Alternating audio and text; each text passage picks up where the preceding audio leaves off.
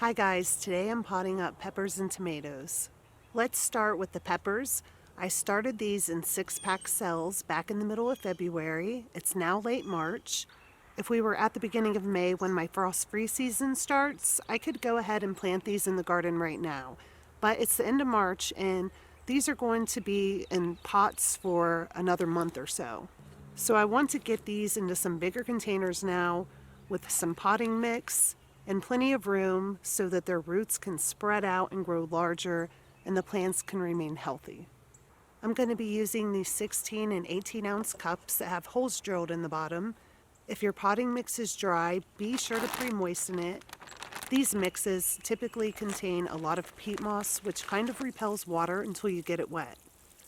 I want it to be lightly moistened, not sopping wet, and this looks just about right. I'm filling these cups about halfway to 2/3 of the way full. Be sure to label your pots if you want to know which variety each plant is. I have a couple of tiny little pepper plants here that I'm going to leave in the cell packs. The seeds were older and they took longer to germinate, but the rest of these plants are getting potted up today. To get these out of here, I just flip the cell pack on its side and squeeze the bottom a little bit. The plant comes out pretty easily. To make the hole, I just stick this big marker down in the soil and roll it around in a circular kind of motion, just pushing the soil up against the edges of the little cup. This makes a big deep hole, big enough to drop a plant into. So you can put your plant in here right at soil level, right at the level that it was in when it was in the cell pack. Or you can bury the stem a little bit deeper. Peppers do get little roots that grow at the bottom of the stem, just right above the level of the soil. I like to bury those roots down into the soil when I pot them up. That way they can grow and the pepper can utilize those roots. Here I have 2 pepper plants growing in one cell. There's a couple of ways to get these separated. One is a dry method and the other is a wet method. I like to use the dry method for roots that aren't very tangled together. These don't look too bad, so I'm going to use the dry method with these. I'm just shaking the soil off of these plants, gently teasing the roots apart.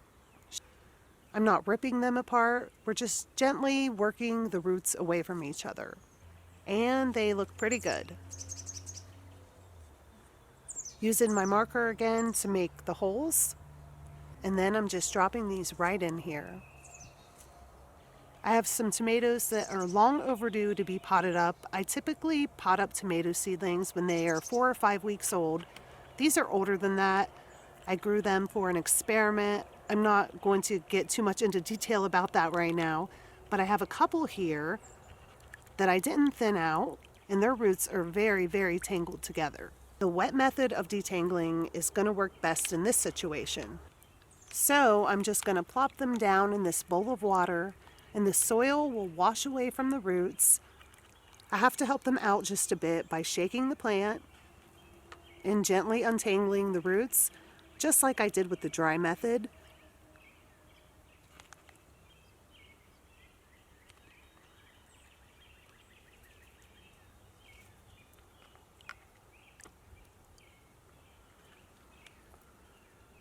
And then they will eventually come apart.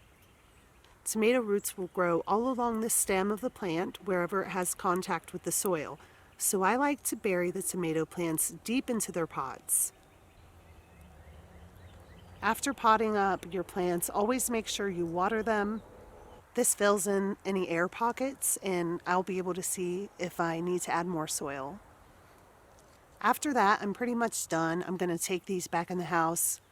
Some people like to fertilize their plants at this point. I like to wait a few days to do that, especially for the plants whose roots had to be teased apart. They may have a little bit of transplant shock and look a little bit sad for a couple of days. Once they perk up, I will fertilize them if I think they need it. The pepper plants look really good. I've only fertilized them one time. It was about a little over a week ago. My young plants typically only get fertilized once or twice before I plant them in the garden. I like to use a water-soluble fertilizer, and we're going to go over a few different fertilizers that you could use to fertilize your seedlings, but I'm going to start with a homemade fertilizer. I have rabbits, so I can make rabbit poop tea. I take about 1/8 cup of rabbit poop. This is fresh. Rabbit manure does not need to be composted before you use it. It isn't very stinky. Fish fertilizer smells worse than rabbit poop. I mix it in 1 gallon of water and let it sit for a few days. I stir it up a couple of times a day. Then after a few days, once a lot of the poop has broken up, it's ready to use. I pour it into a container, and then I put my plants in there to soak up the tea from the roots for about 10 minutes or so. This is an organic liquid fertilizer that I really like. The nitrogen, phosphorus, and potassium numbers, you may see them listed on your fertilizer package as N, P, and K. If you mix this up according to package instructions, you get a 3-2-3. That is probably fine for your young plants, but to be safe, I always cut it in half. Instead of using 4 tablespoons per gallon of water, I use 2 tablespoons per gallon of water, making it a 1.5, 1, 1.5. I like to get those numbers closer down to 1 or 2. You can burn young plants if you use too strong of a fertilizer. Miracle Gro fertilizer is very strong for young seedlings. The NPK numbers is 24, 8, and 16. If you're going to use this, you need to get those numbers way down.